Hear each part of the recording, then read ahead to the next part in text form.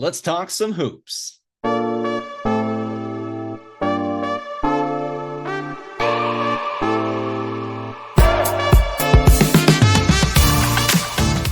And welcome to the latest episode of What's Happening with me, Casey Foreman. On today's show, it's all things NBA. We're talking about the Golden State Warriors. Are they too old? Are they too small to compete in the Western Conference? Also, the Dallas Mavericks, who just fired their general manager. What timeline should they commit to? The win now timeline with Anthony Davis and Kyrie Irving, or the more developmental with Cooper Flagg? And before we wrap things up on the show today, I have one team which I'm calling the biggest surprise of the season so far in the NBA. I'll tell you which team before we get to our NBA Power Pyramid. Okay, our new segment we're debuting on today's episode, my version of the NBA Power Rankings, but with a twist. Super excited for that, and make sure you stick around for the end of the episode to check that out. But before we dive into our content, here's a quick reminder to subscribe to the channel, to like the video, to leave a comment. All things go a long way as we are just getting started here on What's Happening. All right, and let's kick things off with the Golden State Warriors. How I would describe their start to the season so far? Fine. They've been fine, okay? They're hovering right around 7th in the Western Conference. As far as what they're doing so far this season, Steph Curry has been Steph Curry. 27 points per game, around 4 assists, 4 rebounds, just over a steal per game as well. Jimmy Butler, he's been the Robin to Steph's Batman up until this point. 19 points per game, 5 rebounds, 5 assists, getting over a steal a game, playing great defense, also getting everybody involved, kind of being that team leader, that offense starter at times for the Golden State Warriors. You got Draymond Green doing Draymond Green things. He's keeping his mouth shut for the time being, which thank you very much. But he's averaging right around 8 points a game, 5 rebounds, 5 assists. So they're getting contribution from their 3 top guys, from the 3 veterans that, fans hope can carry them to yet another championship. But, what are we getting outside of those 3 guys? We're looking at Jonathan Kuminga, okay? And I haven't been a huge Jonathan Kuminga fan. I mean, we can date back the last couple of seasons, and I've been, on the team of saying, hey, let's trade this guy while he's young, while we can probably get some stuff for him. Let's attach his cheap contract to something with a little bit more money to it, and let's see what kind of player, what kind of maybe all-star player we could get in return. Now I'm on the other team. I'm kind of saying, hey, I've really liked what I've seen from Kuminga, right around 14 points per game, around 6.5 rebounds, and his pass first mentality. Maybe it's been diminishing a little bit here the past week or so, the past 5 or 6 games. I don't know if he's had, always had that pass first mentality, but to start the season, to see him catch, square up, and not even think about taking a shot, to immediately think about finding the open teammate, finding the right play to make next, to make next. I've been super impressed with Kuminga, this guy. I think he's really taking a step forward and really buying in to the Steve Kerr system. So up until this point, he's played in just about every single game. I think he's missed 1 game. He's playing about 28 minutes per game. Like I said, right around the 14 points per game mark as well. So he's been great. Moses Moody as well. He's missed a couple of games, but right there along with Kuminga, 13 points per game, a couple of rebounds right there, and has been a 3-point sniper for the Golden State Warriors. So you're looking at all this type of stuff. Al Horford's been a fine addition to the team. Buddy Hield's had a quiet start to the season. Podziemski's been up. He's been down. The rookie and Will Richard, he's been a nice surprise, right around 10 points per game so far in these 13, 14 games to open up the season. But we've all heard that statement, okay? The statement that Draymond Green has made about this team when they first made the Jimmy Butler trade, and then right now, or recently, I should say, just a few weeks ago to kick off the season, he doubled down and said, yeah, we got Jimmy Butler with Steph Curry, with me, Steve Kerr's coaching this team. That's a championship. He doubled down and said this team will win a championship. So that has me thinking, that has my wheels kind of spinning here. Is this a championship roster? Can the Golden State Warriors compete in the Western Conference? And let's start with as currently constructed. Okay. As currently constructed, I do think this will be a very good team and a very tough team to play in the Western Conference come playoff time. But is this a team that I could see beating the Oklahoma City Thunder, potentially matching up against the New York Knicks in the finals with all the size and athleticism on that roster? Do I really think they'd have a chance to beat either of those two teams? And then you throw Denver in the mix with what they've been doing recently with their size and depth and versatility. No, I don't think this Golden State Warrior team is good enough as currently constructed to play with the Denver Nuggets, to play with the Oklahoma City Thunder, with the New York Knicks, if they were even able to make it out of the Western Conference. And the biggest reason is because of their size. This team is too small. Let's look at every other contender in the Western Conference. Heck, even in the Eastern Conference, I'm not sure there are that many contenders in the Eastern Conference right now, but look at Minnesota, okay? Look at Denver. Look at what Houston can do. We already talked about what OKC can do. Look at what San Antonio is capable of with Victor Wembanyama if they make it to the playoffs, if they keep up this hot streak they've been on to start the season. So, yeah, I have major concerns as far as the longevity of this team, as far as their chances in the long run winning a championship. I think they're too small. And the age thing is one factor. You could say they're too old as well, but you got Steph Curry, you got Jimmy Butler and Draymond Green. If those three guys are healthy, it's just a health game, as is every other aging star in the NBA is playing a very similar game. All those other teams with the aging stars playing a very similar game. But if those three guys are out there and they're healthy, I don't think age has anything to do with it. It's just a fact that they're too small. Okay. And the whole Al Horford acquisition, right before the season started, everyone was kind of going crazy. I myself was getting super excited. But this is a 20-minute-a-night guy. This is a guy who has yet to start a single game in Al Horford. He's averaging 5 points a game, right around 4 rebounds.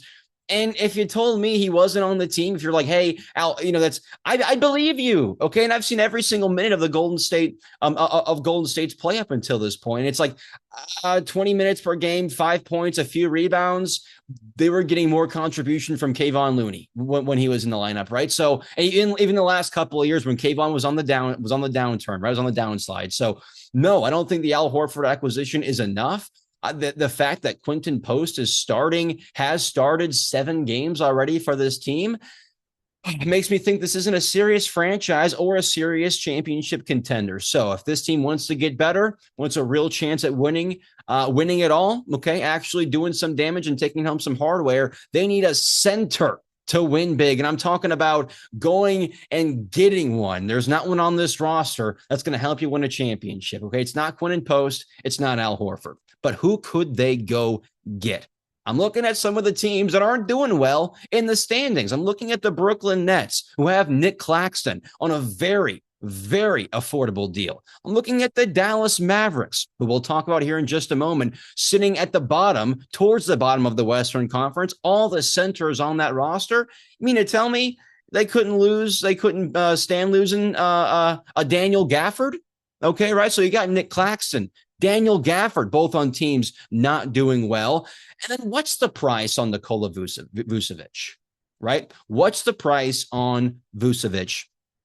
Last year, they were wanting a first. They were wanting a couple of seconds. They were wanting a player. It's like, no, we're not giving up that much for an aging center who, yes, can help your team win, but just how long is he going to be able to do that in comparison to younger guys like Claxton, like Gafford, have yet to even turn the age of 30 quite yet, right? So they need a center to win. I would look at Nick Claxton, I would look at Daniel Gafford, and then I would see what the price is on Nikola Vucevic as far as what I'd be willing to give up. I'm looking at this roster. I'm looking at a Trace Jackson Davis. I'm looking at a Quentin Post, who has started a decent amount this year. I'm looking at maybe a Buddy Hield with the immersion of a Will Richard, okay? Or if I'm not looking at Buddy Hield, I'm looking at Brandon Podziemski. So either Podziemski or Buddy Hield are a couple of guys that I'm looking at to move here, because with the emergence of Will Richard, I'm not sure you need so many guards on this roster. So that's what I would do in Golden State. They are a very solid team, a team I would not sleep on,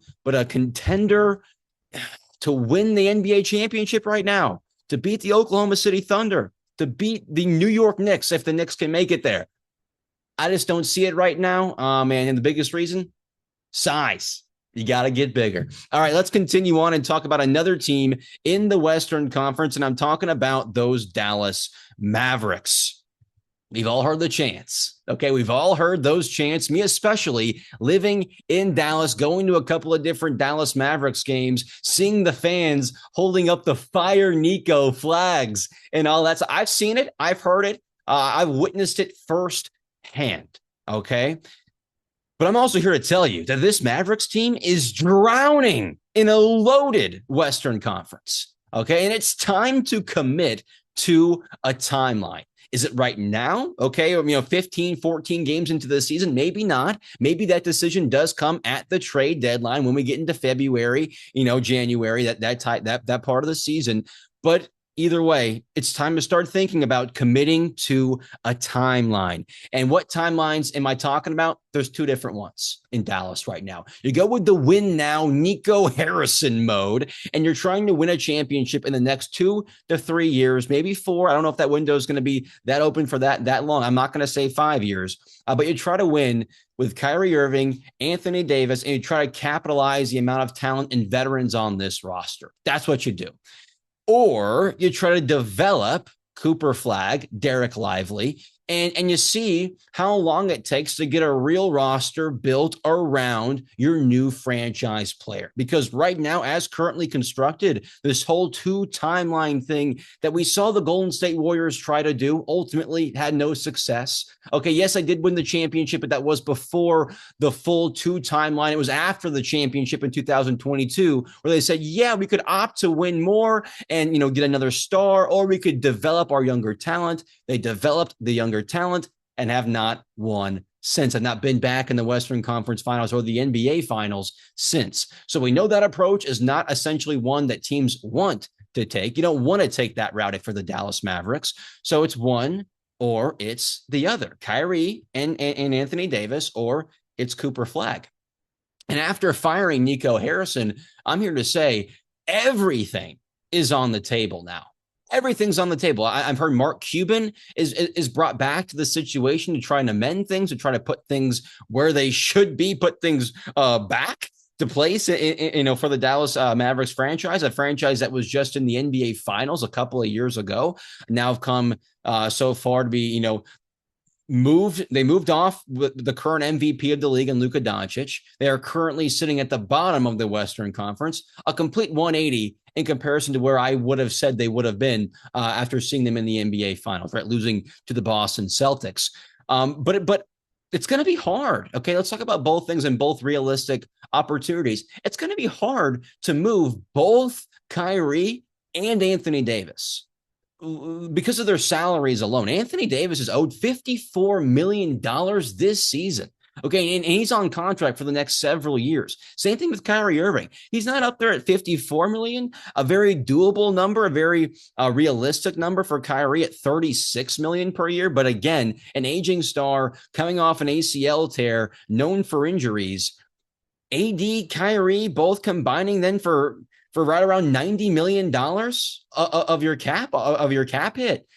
You're not going to be able to win a championship that way with those two guys. Are they even going to be on the court come May? Okay, come March, come June in the NBA Finals? Are they going to be healthy? I don't think so. The time and looking at the records of the NBA would say no, they probably won't. Both guys have been able to do it both a single time.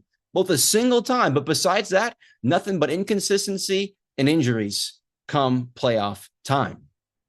So that's not going to be easy. Moving those two guys with those salaries at this point in their careers, not going to be a super easy thing. Also, it's not like you have all these other young assets to kind of fall back on, where it's like, hey, the Golden State Warriors were like, hey, we have Jonathan Kuminga, Moses Moody, we have James Wiseman, all of these guys to fall back on. Yeah, we know that has not worked out for them whatsoever. Up until the point that they were hoping for, as far as all-star level MVP caliber for James Wiseman, guy can't even find himself onto a roster, right? Despite being selected number 2 overall, in the 2020 won 2020 NBA draft. I'm kind of rambling here despite it.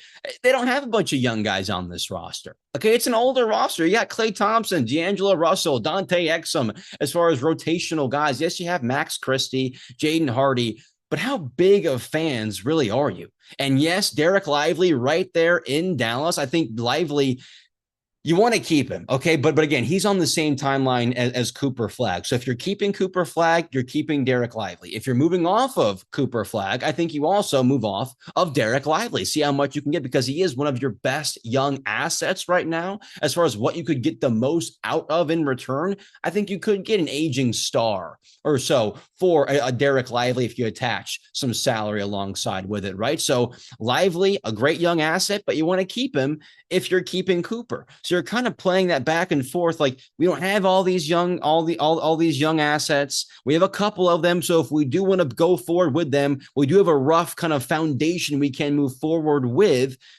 But it's like, what do they do here? They're trapped in between a rock and a hard place. The two timeline approach, the worst approach. Again, ask any Golden State Warrior fan. And now that Nico's gone, again, I'm living in Dallas. I've heard the chants. I've had people offer me a free flag that says fire Nico while I'm walking into the games. And it's just like, okay, Dallas, Nico is gone. He's fired.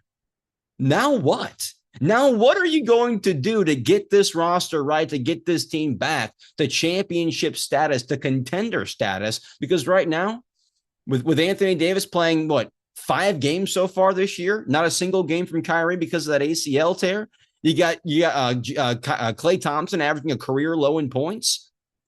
That's not adding up to championship status, to contender status. I think we're getting further and further away from that. So that's my biggest question to Dallas Maverick fans now is, okay, you got rid of your guy, of your former guy. You got rid of Nico. Now what do you do?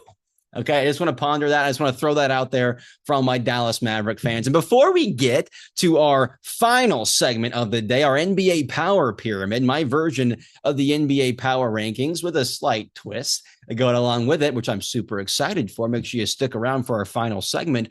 I want to talk really quickly about my surprise team of the league. Again, I know we're like 15, 14 games in. We haven't seen a lot of action, but one team that has surprised the heck out of me are the number one in the Eastern Conference, Detroit Pistons. Okay, the Detroit Pistons sit at the top of the Eastern Conference. They are fresh off of a 9-game winning streak, and that was not in the cards. That was not in my cards coming into the NBA season. Yes, Cade Cunningham, a very, very good player, despite it taking him 40 shots to get 46 points. Okay, I'm going to let him off the hook for that one because I am such a big fan of his game. And yes, he does play in Detroit. Let's give him a little bit of a break there, guys.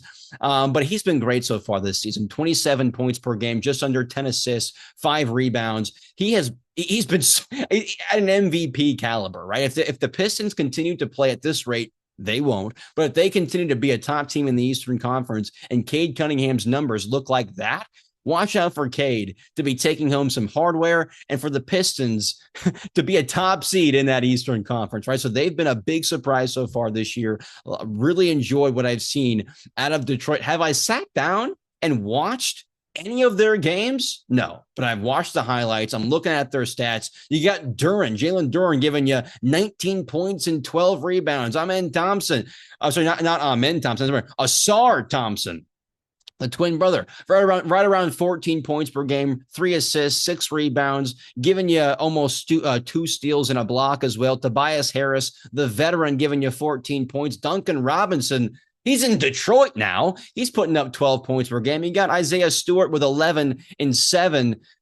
You got Karis LeVert coming off your bench. This solid Detroit Piston team led by Cade Cunningham, and they are my biggest surprise in the NBA so far through about 15 games. But I've been teasing it. It's time to move on. It's actually time for our NBA Power Pyramid.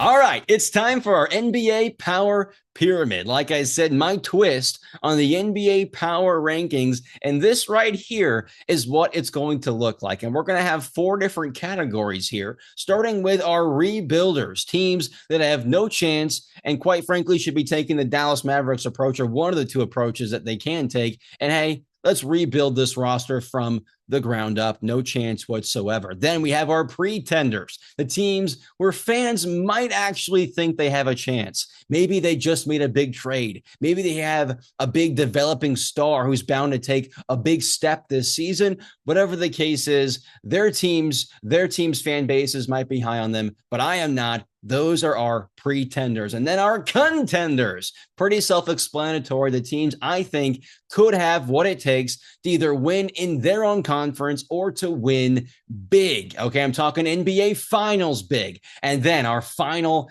category, our ring chasers. Okay, the teams where it's ring, it's championship, or it's bust. These are the teams, the best teams in the league, the very standard of, hey, if you want to be the best, you have to beat the best. And those are these teams right here, our ring chasers. So let's dive into it and let's reveal our first level, which is our rebuilders. Okay, so sorry if your team is on this list. You guys just don't simply have a chance this season, or in my opinion, the next couple of seasons. Some teams on this list, I'm looking at the Phoenix Suns. Okay, I'm looking at the Utah Jazz, the Portland Trailblazers, the Brooklyn Nets, and then a couple of surprise teams that I've thrown in there. I'm looking at the Miami Heat. Okay, despite their start so far this year, which has been okay.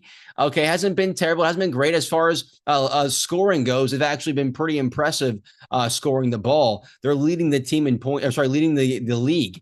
Or the Miami Heat in points per game, despite being 7-6. So that's an impressive front. Okay, they don't have the best offensive talent on that roster, but to be leading the league in points per game, impressive. But when you trade away Jimmy Butler, when you trade away your star franchise player, yet just one season later, I consider you still to be a rebuilder. You know, if you want to be a pretender, that's fine, Miami Heat fans. I can move you up to the pretender status right there, but I still think major work is needed to get this team back over the hump, back to the NBA Finals.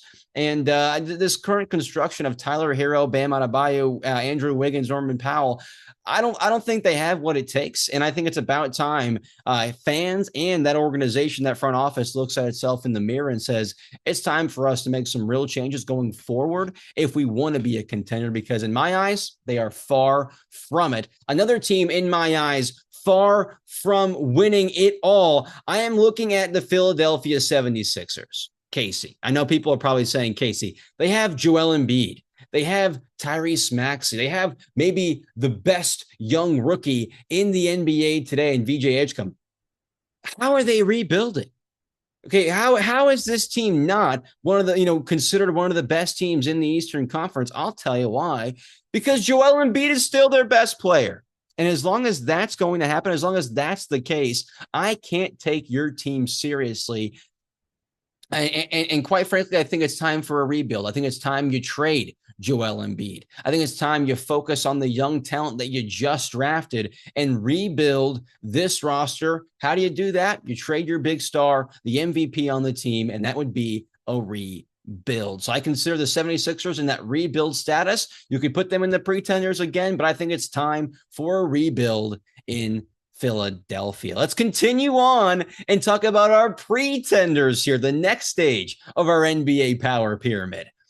Pretenders, okay? Teams that simply don't have enough to be a contender, not enough there roster-wise. I don't like their coach. I don't like their young star. Whatever the case is, I don't believe in them. Teams I'm looking at for this one, I'm looking at the Chicago Bulls. Despite their hot start, they were, 6-0 to start the season. I saw Bulls fans saying, screw the future. It's Bulls time right now. Now they find themselves sitting towards the bottom of the Eastern Conference, right there at 500, right around 6-6. Pretenders. The Los Angeles Clippers, a team where they just lost one of their 3 or 4 best players for the season in Bradley Beal. Something wrong with his hip, a quick chip in his bone. He's out for the rest of the season. And so far, despite him being in the rotation up until this point, They're 4-9. Okay, they have a losing record. They are outside of those top 10 spots in that Western Conference. So again, they have the stars, they have James Harden, they have Kawhi Leonard, which again, I would hold on to a guy like Kawhi Leonard, but you're still in pretender status when you're sitting there at 4-9, despite having all these stars on your team, despite having a great coach in Ty Lue. You don't have what it takes. You're sitting there at the pretenders. Also, the Dallas Mavericks, like we talked about, it's about time it's about time they decide on an approach, on a timeline. As they sit here undecided between the two, they're a pretender. I can't take them seriously, despite having guys like Kyrie Irving, Anthony Davis, and the number one overall pick in this year's NBA draft on the roster, despite having a well-accomplished coach like Jason Kidd and a very deep roster up until this point. At least we thought it was a year ago. This is a pretender. Again, you have to commit to a certain timeline. What kind of team are you? We don't know with the Dallas Mavericks right now, despite having a lot of talent on the team, on the roster. They're a pretender. Another team I want to look at here at the pretender status before we move on to our contenders, the Orlando Magic. The Orlando Magic, who made a blockbuster trade for Desmond Bane this offseason, giving up multiple first-round picks. They sit at a mere 7-7 as I record this episode.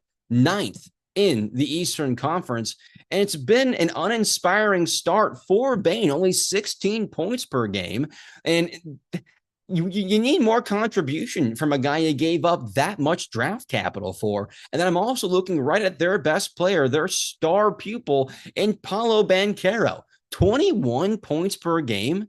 Only 4 assists per game as well. When all that heat is on you, we've got to get those numbers up. You got to be more of a creator for your team, and you got to be around the 25, 26 points per game mark if your team is going to edge up into the contender status, and if you yourself is going to make any run or going to move up at all as far as NBA player status. If we want to think about Paolo Banchero as one of the best players, one of the best 15 players in the NBA, 21, 8, and 4 on a 7-7 team from a number one overall pick is not going to do that, right? So you got to step up your game. I'm looking at Paolo. I'm looking at Desmond Bane. Jalen Suggs, also only 4 assists per game from your point guard. Let's get that number up as well. So they got to be a pretender despite all the moves, investing on this roster that they've made in recent time. Also, really quickly, the Milwaukee Bucks, yes, they have had a nice start to the season. Giannis is playing an MVP caliber, that's for sure. They sit at 8-6 as I record this episode, but Kyle Kuzma can't be your second best player. Miles Turner can't be your second best player on a championship winning or contending team. I'm sorry. It just can't, it just doesn't work that way until they get serious roster wise and make another acquisition to be paired with those 2 or 3 guys. Maybe you move Kuzma and you keep Turner and you keep Giannis, obviously. If you can make some moves there, I think maybe I can move you up to the contender status. But right now, Kuzma, Turner as your second and third best players, you're a pretender. All right, let's keep this boat rolling.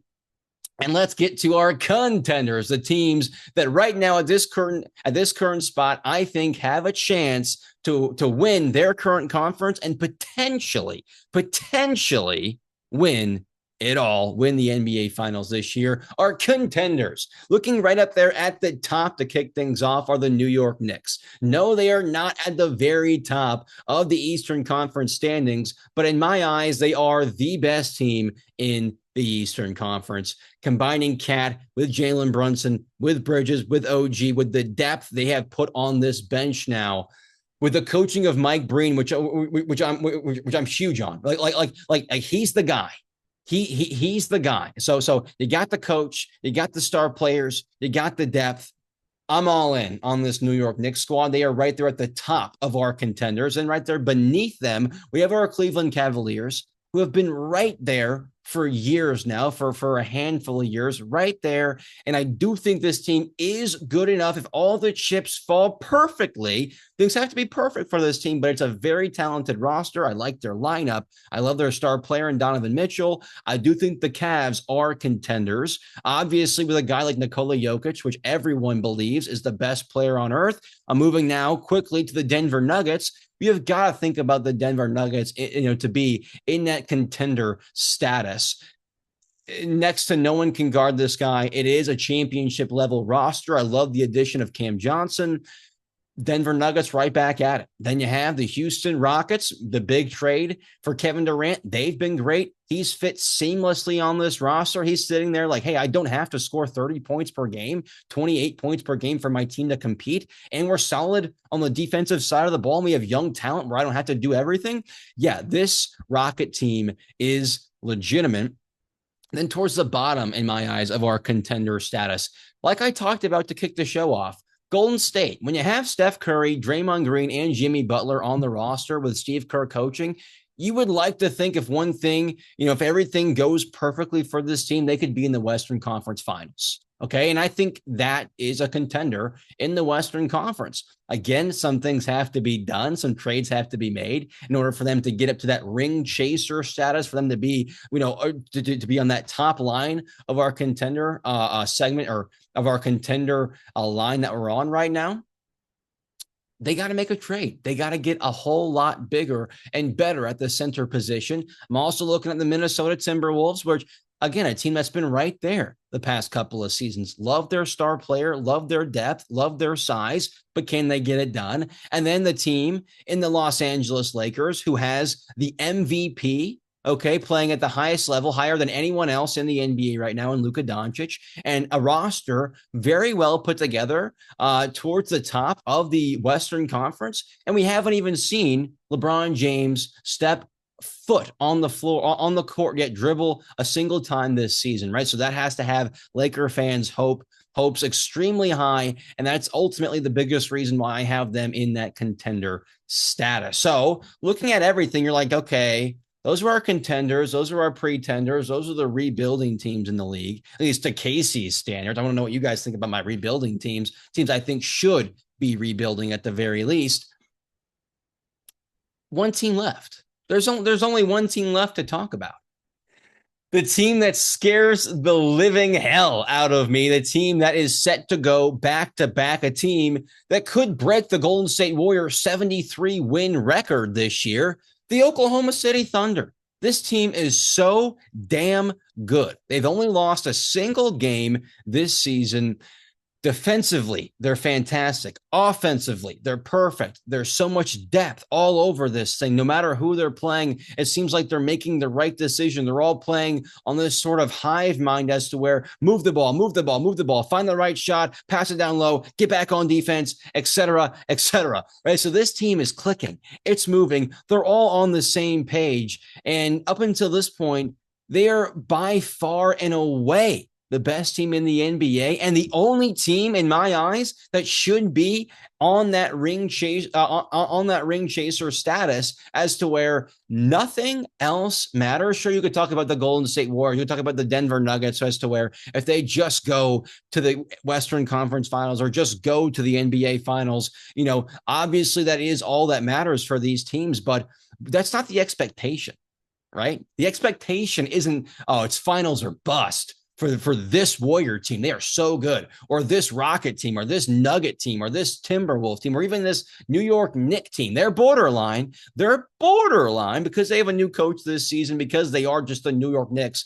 You see, they are still at the top of the contenders, kind of right there, halfway in, halfway out, not quite to that ring chaser status.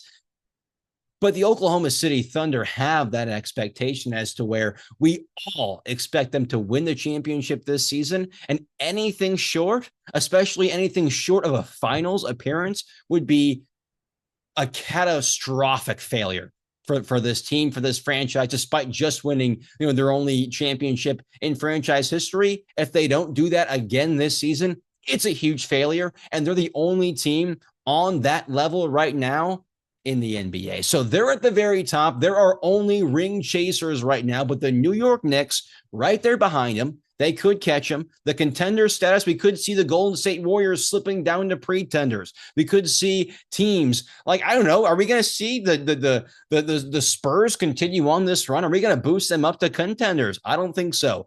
Rebuilders, are we going to see the Detroit Pistons continue? I think the Detroit Pistons, quite frankly, should move up to pretender status. If they continue on this rate, next time we do a show, I'm going to put Detroit in that pretender status. And let's say by the end of the year, they're the number one team in that Eastern Conference, and Cade Cunningham is our MVP. Maybe, just maybe, they'll make it up to that contender. But again, with all of the disappointment and loss that we've seen from that franchise, I can't put them anywhere out of the rebuilding phase, because I still think they are in a rebuilding phase. And then as far as the 76ers, I'm going to defend that one more time.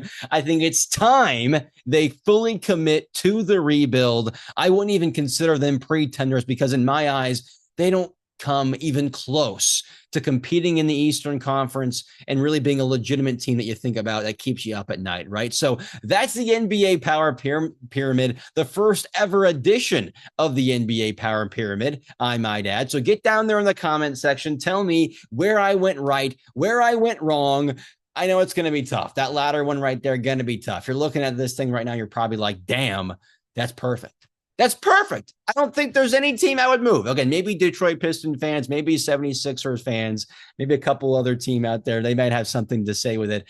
But our Oklahoma City Thunder, the Oklahoma City Thunder, they sit at the top of our NBA Power Pyramid. We'll see what it looks like on the next edition. That's going to wrap things up on today's show. For me, Casey Foreman, for us here at What's Happening, a big thank you. And one more time, I'm going to ask everyone to subscribe to the channel, to like the video, and of course, to get down there in the comment section. As we are just getting started and growing this show from the ground up, every little bit of support goes a long way. But again, for me, Casey Foreman, for us here at What's Happening, we'll see you next time.